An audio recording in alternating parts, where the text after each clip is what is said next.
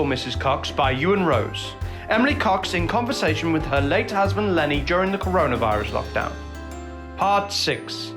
The Pop Charts and the Great Cox Bake Off.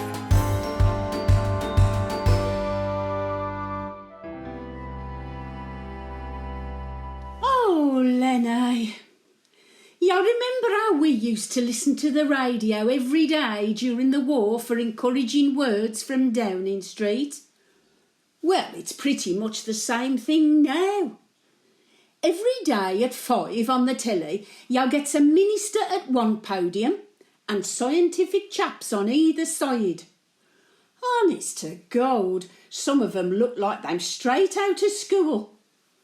The politicians, that is. The science folks ain't in white coats, which I think they should be if they're real scientists, but I'm in scruffy old sports jackets, like they've been dressed by Oxfam. If you ask me, it's created an whole new language, all this pandemonia business. Like when the politicians are asked a question, they says them following scientific evidence. That means they ain't got a cowing clue. Then there's that furlonging. I ask you, what kind of word am that?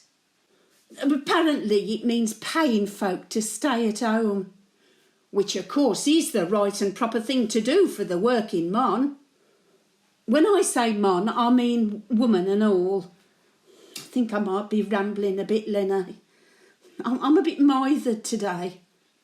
But just let me say, used to be 8 furlongs in a mile when I was at school. So I don't hold with this smart arse speak. Causes consternation. Then there's these charts. Top of the pops, I calls it. Pop being as we understand the word. Corona pop. Any road, it shows how many more people's been hospitalised and how many poor souls have lost their lives that day. So sad, Lenny. They'm all somebody's mum, dad, granddad, son or daughter. Even a babby. A poor babby who never did no harm to no one and ain't hardly had a chance to cop a breath. After the speeches comes the worst bit. The press start on 'em like a pack of wolves. Apologise for this. Aren't you ashamed of that? This to folks as am doing their best and barely getting an hour a kip a day. We're supposed to be in this together, you morons. Makes me sick, Lenny. Sick on it, so I am, mate. Enough maudlin. Go barmy if you're not careful. And I may be many things, Lenny, but barmy take one on 'em. Oh, Boris is back. Bit breathy and lost a few pounds, which won't do him no harm at all. Humbler too.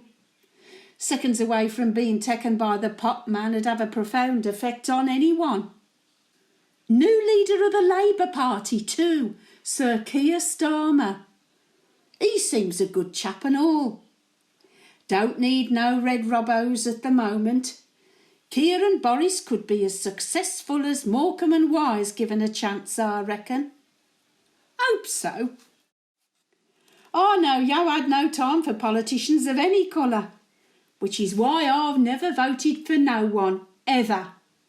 Except, of course, for our son Horace. But that was different, 'cause he was family. Poor mite took years to get selected. Wins the seat for Selly Oak. Then what does he do? Drops down dead on his first day. Just about to shake hands with Neil Kinnock he was too. Should have stuck to Brummie. No good ever come from a Cox going down the smoke. That's another thing I thought on. Back in the 50s we had the flu and the smog. The flu was every bit as nasty as the pop in my opinion, and the smog was so thick you couldn't see or breathe. Someone said over 100,000 folk died in that palaver. Survive that we did, and survive this we will. Least the young uns will, and so they should. Lots of young coxes with lots of dreams to live out. Speaking of the family, they're all into baking cakes and buns at the moment.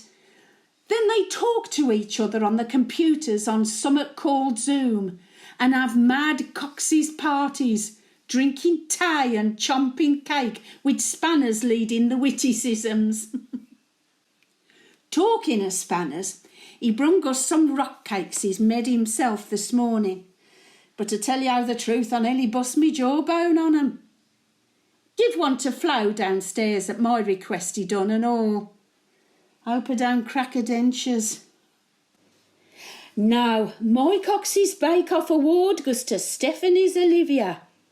Hers is due to bring a new Cox into the world come June. Not that I've tasted 'em, but the pictures of her brownies look the business.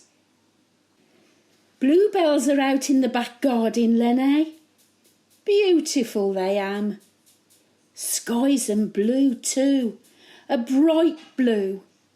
Sort of bonus for no planes and cars about. Weird and wonderful world, this world. Just goes to show. Ne'er mind save the planet.